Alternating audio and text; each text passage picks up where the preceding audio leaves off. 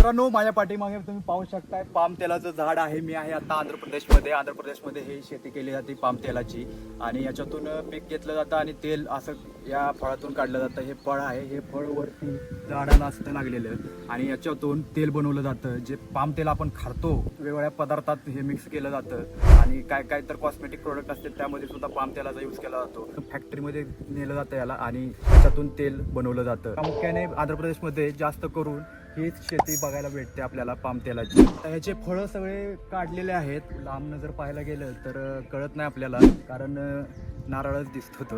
नारळासारखे झाडे वगैरे म्हणजे त्याची पानं आहेत, खवले असे असतात. पाम तेल हे जगातील सर्वात लोकप्रिय तेल असून दैनंदिन वापरातल्या 50% उत्पादनांमध्ये याचा वापर होतो. पाम तेल पिवळं आणि गंधहीन असतं, ज्यामुळे ते जेवणात वापरलं जातं आणि त्यात सॅच्युरेटेड फॅटचं प्रमाण अधिक असतं. यामुळे खाताना ते तोंडात विरघळतं आणि मिठाई वगैरे बनवण्यासाठी उपयोगी ठरतं.